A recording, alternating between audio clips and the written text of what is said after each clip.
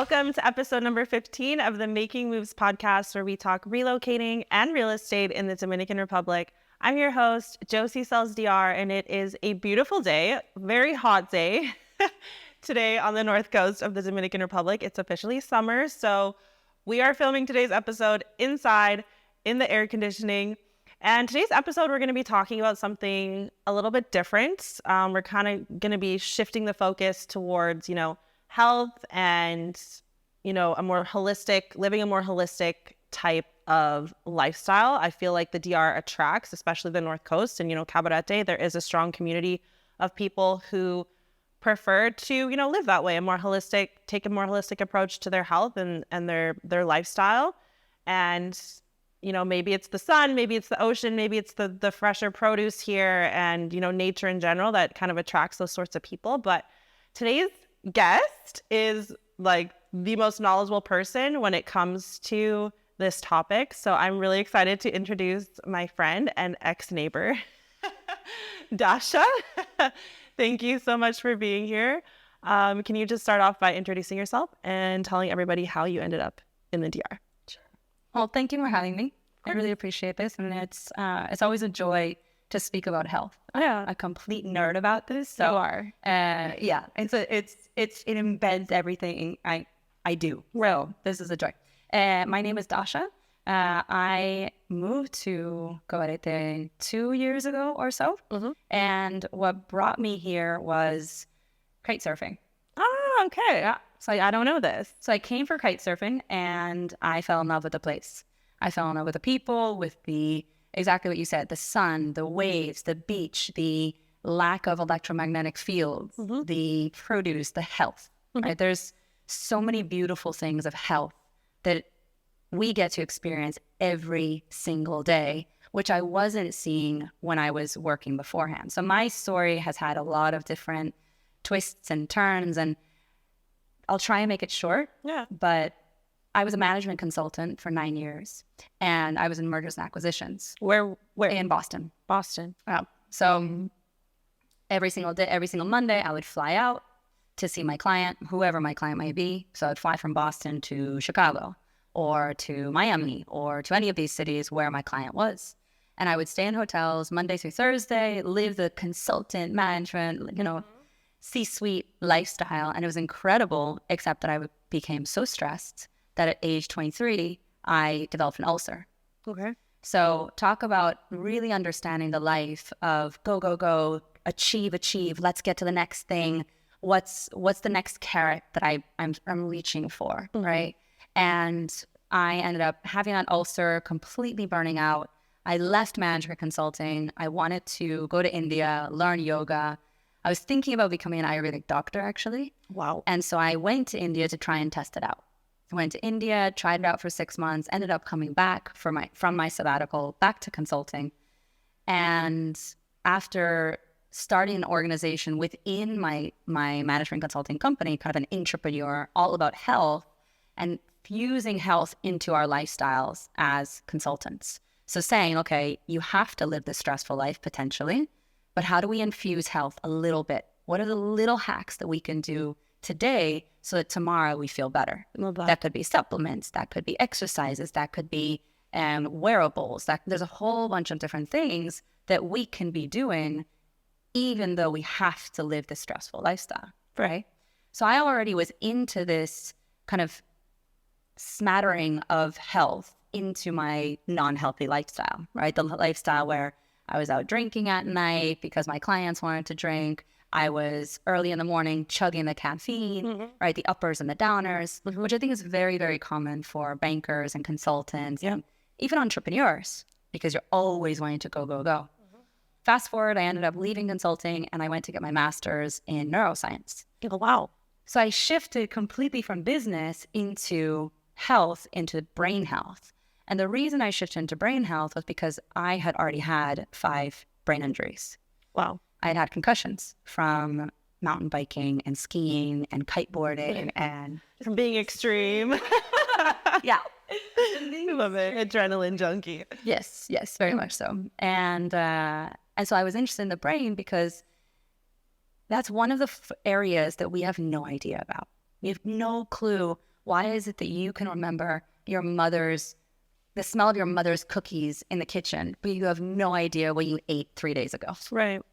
Right? What is up with that? We have no clue still to this day, despite the fact that we're trying to have chips implanted in our brain. So I left, and while I was doing my master's, I did not finish my master's because I had another brain injury. Okay. And so that ended me into this area that we're going to talk about, which is called biohacking. So I pulled away from the program because I didn't have a brain. For 14 months, I had chronic headaches, depression, anxiety, and my hormones were completely flipped upside down, and I had to figure it out. And when you start digging deeper and deeper and deeper, a lot of times, unfortunately, if lab tests don't show you something, doctors will say, you're okay. You might be okay, right? Or here's a pill.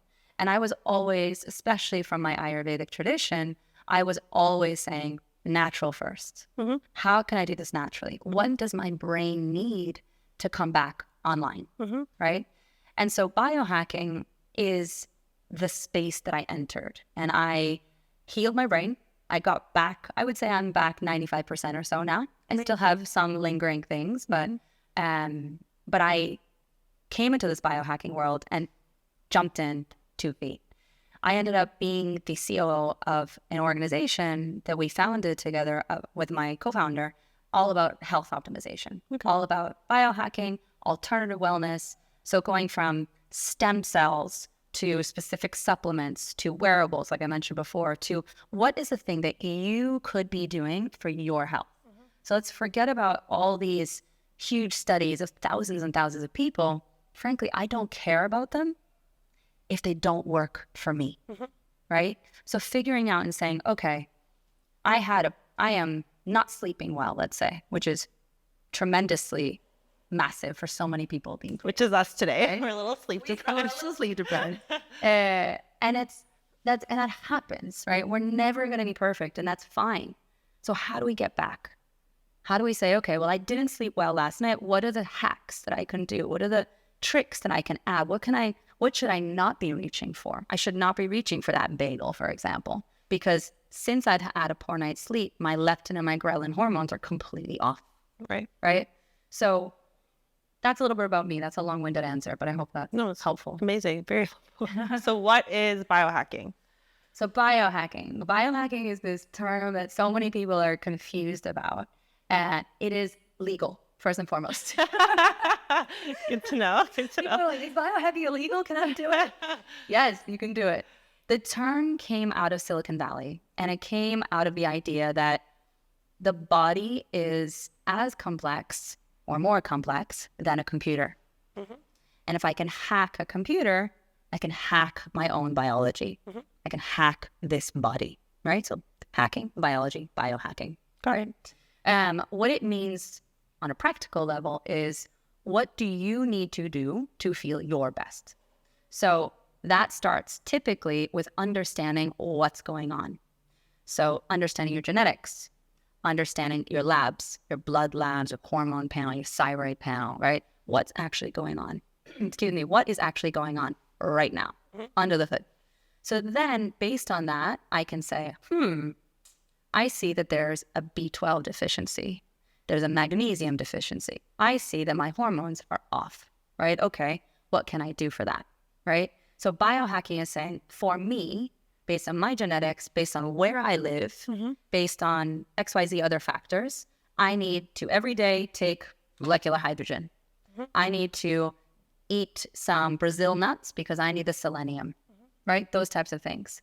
So biohacking has become really, really popular in Silicon Valley because so many entrepreneurs, so many kind of top performers are saying, I can't run an organization if I'm not feeling 100%. Coffee doesn't always cut it. Coffee doesn't cut it, right? You need some of the stronger stuff, right? That could be methylene blue. That could be, again, molecular hydrogen. That could be a whole host of different supplements that are actually going to support your system and not then detract from it, which caffeine, you have the caffeine crash, right? So typically with biohacking, you start out with tests, and then based off of that, then you're always calibrating, right? So something like you can have the snapshot of tests, but then you can have ongoing tests. So a wearable, like a BioStrap, an Oura Ring, helps to track constantly your sleep. And so then you can say, okay, what did I do last night Before I went to bed. before I went to bed? Did I change the lights? Did I dim them all down? Did I not watch the news? And oh my goodness, look at that. I wasn't stressed before I went to bed. Look at my deep sleep, right? Oh, wow, look, I took magnesium before I went to sleep. That helped my sleep, right? What are these little tiny tweaks that you can do so that tomorrow you feel like $1 million? Love it. So, okay. That's why I like biohacking. You are literally hacking your own body. I love it. You're trying to figure out, what can I do today to feel good today or to feel good tomorrow? Amazing. Right? Not just temporarily. Not just temporarily. And also preventing potential things going down the line. So my mom, for example, has had breast cancer and thyroid cancer. That is in my potential future. If I know that, why don't I do something about it? Yeah. And right now, with all of this data, we have the tools to actually do something about it. Amazing. Right? Whereas previous generations, it was a little bit of a black box. Now we know. Okay, so why is the DR a prime place for biohacking? Oof, how many hours do we have? So biohacking, when I think about biohacking, really what it is figuring out a way for our bodies to feel good in the environment that we're in. The challenge is that when I was living in London, in San Francisco, in Boston, the environment of cities is extremely toxic, right? Think about it. We have pollution. We have electromagnetic fields. How many devices do we have around us that are bombarding our bodies? We have poor food. We have horrible hydration because most of the times we're in an office building, which is extremely humid. It's as humid as the desert. And yet we're not all drinking enough water, or we're drinking poor quality water. So cities in general, and many of the places that a lot of us have lived in before, are very unhealthy, right? When you come here, you are almost forced to biohack. Right? Because when you walk on the beach barefoot, you're biohacking. Because you're literally picking up the electrons from the earth, which is the equivalent of antioxidants. So you're balancing your body out. So even if you're working here on the computer, when you go to the beach, you're offsetting all of that. Yeah. Right? When you're out in the sun, first thing in the morning, you and I surf, right? We get out in the morning. What do we see? The sun, boom, sun rays into our eyes. That is causing us to have better sleep that night. Because it's starting our cortisol awakening response. It's kicking off the melatonin that will be happening 12 hours later, right? So inherently, when you live here, you are going to be healthier because the environment is healthier, right? Why I want to bring more of the new tools of biohacking here is because I still think that it's beneficial. So for example, intravenous vitamins, right? That is a type of biohack as well. Because when we take vitamins, which unfortunately, the way that things are grown, we still have glyphosate, we still have pesticides, we still have a lot of bad things that are happening, and our foods are not as healthy as they were 50 years ago, right? We'll get to why, the food here, I think, but we still may need some vitamins. Yeah. So I think what could be great to bring here is some of the future technology, which is amazing. IV vitamins being one of them, right? But I think overall, what I see here, when I do workshops here versus when I do workshops back in the States, for the most part, people here inherently are healthier. We're sweating, we're moving, we're in community, we're laughing, we're out hugging. Everybody hugs here. It's amazing. Kiss on the cheek. Kiss on the cheek. Exactly. It's amazing. You connect that and connection, wherein, and people in the biohacking space talk about it all the time. What do you get? What are we giving to each other right now? We are literally giving each other oxytocin. Oxytocin is known as the love hormone because it typically comes after lovemaking, right? But it also happens when you're staring into the eyes of somebody that you know, and you're sharing something. Of course, here that happens all the time. So I've fallen in love with Cabarete because frankly, I feel healthier here And so I feel like I can practice what I preach here. Yeah.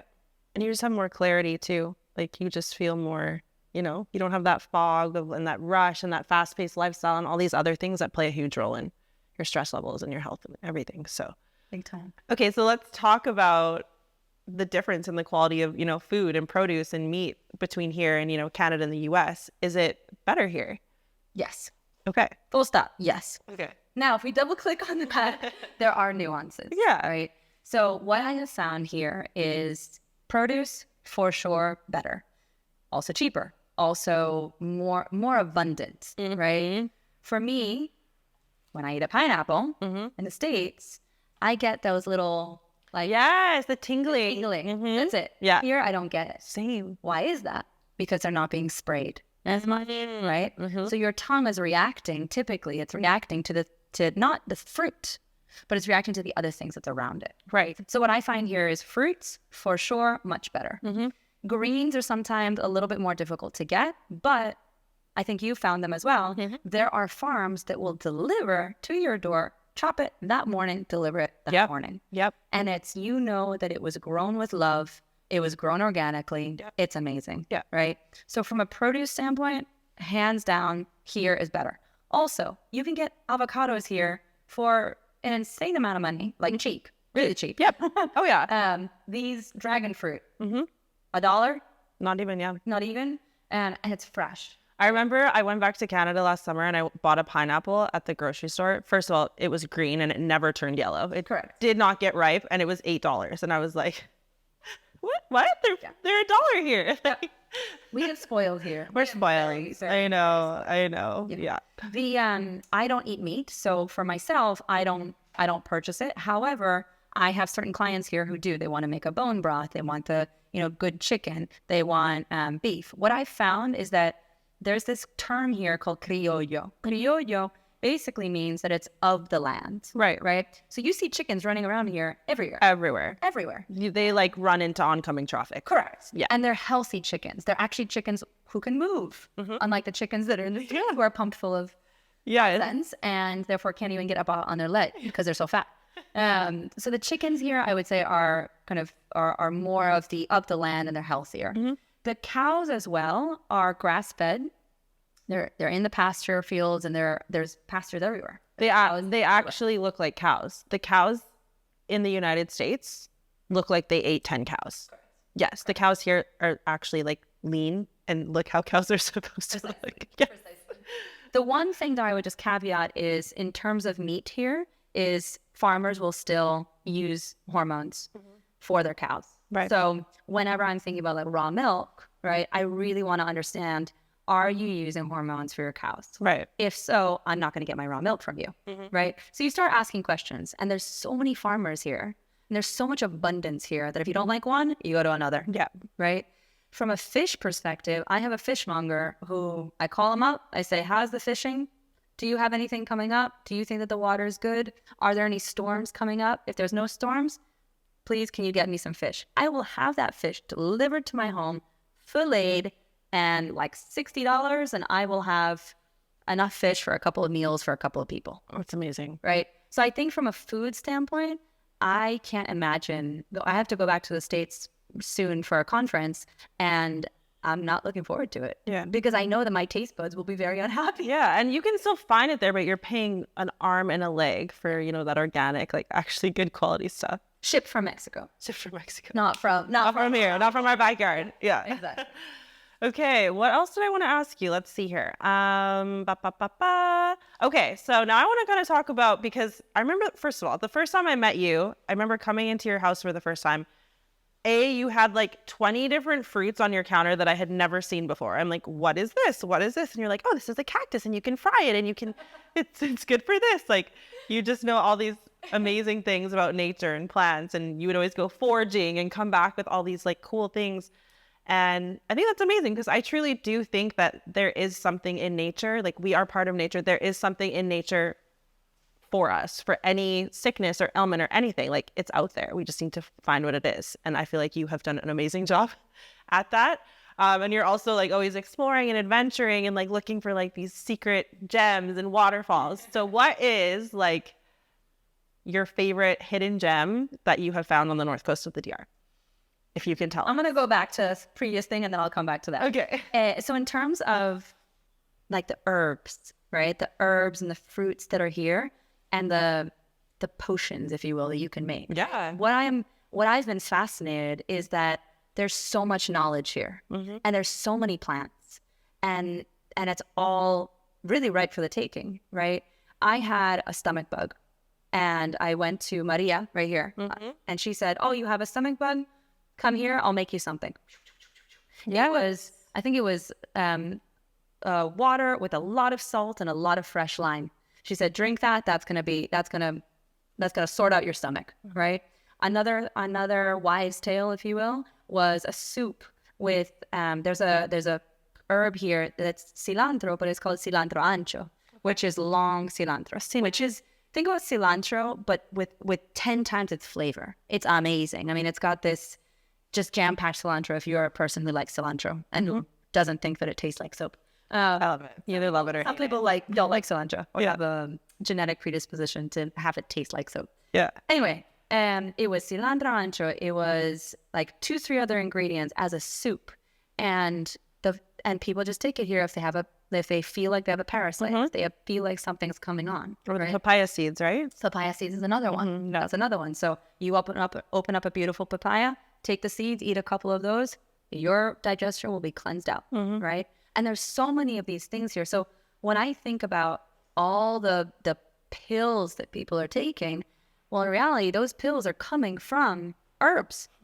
They're coming from these natural things, except that we've been so pushed away from nature, whereas here we get to become part of nature.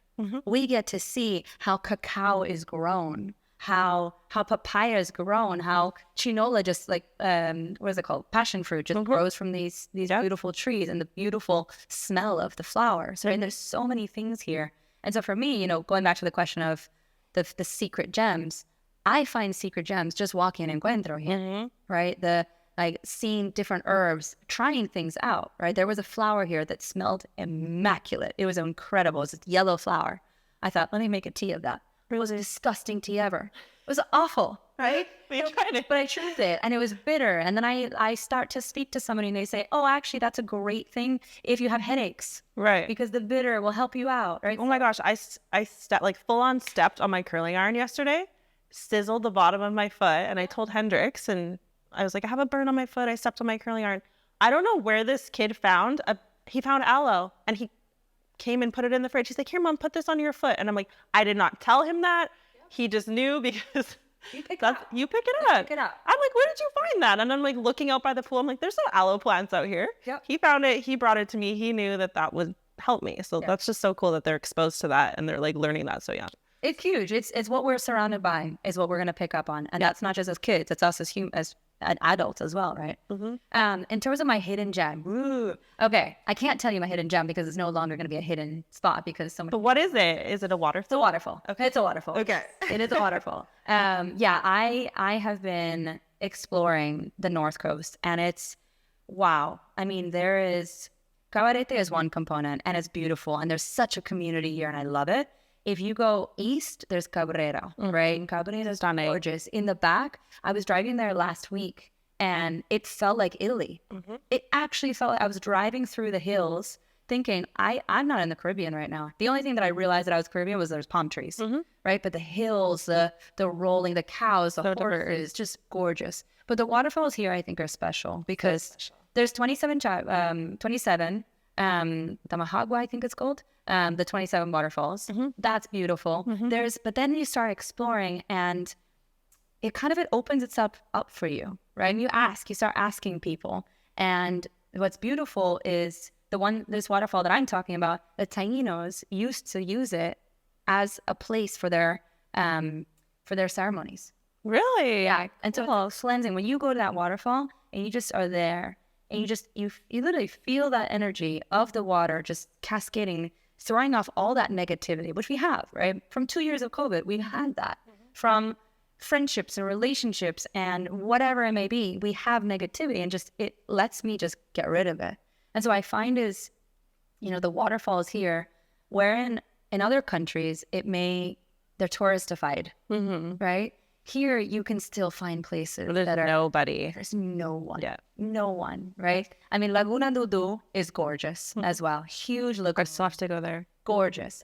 In Cabrera, there's also they call it salto, right? A salto, like a cascade, a waterfall. And everybody's jumping from it, right? So people are loving it. They're having a good time. The one that I just went to, which is huge and beautiful, and it's called Salto Limon. Oh, it's the most beautiful thing. In La Serena. It looks like Pandora from Avatar. Yes. Like, I was like, I am in Pandora right now. Like, this is beautiful. I went there a few months ago, too. It was amazing. Yeah. The thing that I've noticed is if you want, so there's a little tip. If you want to get a waterfall to yourself, go first thing in the morning. Go wake up at 6, get out of the house at 6:30 and go. Yeah. Right? So I got to Salto Limon on Mother's Day. Okay. At 7:45 in the morning. I had it from 7:45 in the morning till 9:30. Amazing. All to myself. Oh, that's so blissful. Right? So it's possible to do. You just have to wake up a little early. Yeah. Amazing. Okay, I want to quickly talk about your retreats. Tell us about your retreats that you do here in the DR. Thank you. So I've been a health coach. I enjoy doing that. Sometimes a lot of times what I've noticed is people need to get pulled out of their environment, right? So if I give health coaching advice, I say, eat these foods, do these lifestyle hacks, do this, it may be more challenging than if you get out of your house, come to a different location, Change of scenery. who are like you, who are also saying, I don't really want to be drinking alcohol. Or is there an alternative? Is there something else I can have? And then when they come to a retreat, they get to meet these other like-minded people, try the different hacks, have workshops, and go home with those tools. So typically the retreats that I do are myself and another co-host. And most of the time, historically, we've done them for women. So it's 10 women, very small group. They will come here, and for 5 days, we take care of everything from the foods they eat to the activities they're doing. So we involve the community here. So I have folks here who I specifically work with because there's a lot of healers in this space, which is amazing that we have that abundance. But it's specific ones that I'm saying, I know that you're going to be extra special for my clients, right? So I'll bring those healers, and that could be a cacao ceremony. That can be a resistance stretch. That could be a massage. That could be, we'll be doing ice bathing. We can be doing breath work, right? All these different things, and adding them in to say, okay, if you've never tried ice bathing, because a lot of people haven't tried ice bathing and it's petrifying for them the first time they do it, they try ice bathing with us, right? We get to do it all together as a community. Right. So that when you do it again in the future, it's not so scary. Right. Right. And then similarly, during those 5 days, we will go to a kind of a Dominican adventure. We go off. So it's not just, you're going to be in workshops the entire time. You actually get to experience the culture and the community. And lastly is that we typically will do things that's personalized to that person. Right. So we'll do labs ahead of time. We'll use, like I said, a BioStrap or an Aura ring to say, okay, let's look at your sleep before you came here. Love it. Let's look at your sleep now. Let's look at your sleep when you leave, right? So you can say, okay, when I was here, we had red lights in the entire house, right? We all went, we had a wind down routine from 9 p.m. onwards. You were in bed by 10 o'clock-ish, right? What are those habits that you had during the retreat that when then you go back home, you can continue implementing them? So it could be having kava before you go to bed, or glycine, or magnesium, or there's a bunch of different supplements that we kind of play with as well to support the system so that when you do go back home, when you're inundated with all the stress that you're going to be inundated when you come back home, you can say, okay, this is a new tool in my toolkit that I can try. Beautiful. I love the retreat. Beautiful. When's your next one? Do you have a date? October. Perfect. Yeah. Is it full? It is not full. Okay, good to know. We have 2 coming up. We have one in October and one in November.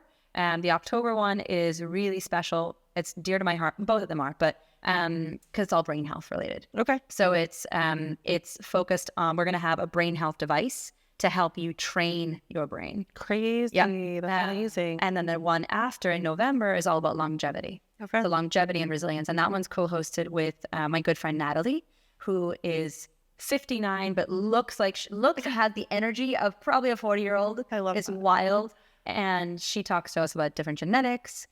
We do a genetic panel there as well. So that'll be in November. So both of them still have some space. Okay. So if people are listening and you want to kind of pull yourself into one of these, also get to experience DR, or even come with a friend, Yes. then that's also an option too. Amazing. Okay, Dasha. I honestly learned more in this episode than I feel like I've learned in the last month about about all this stuff. So There's a lot, and that's yeah. it's just a little kind of tip of the iceberg. Yeah. Oh yeah. And I think biohacking is one of those things where if you're going to be using or working with a health coach or working with somebody who has been in the space of biohacking, really ask yourself and ask them the questions.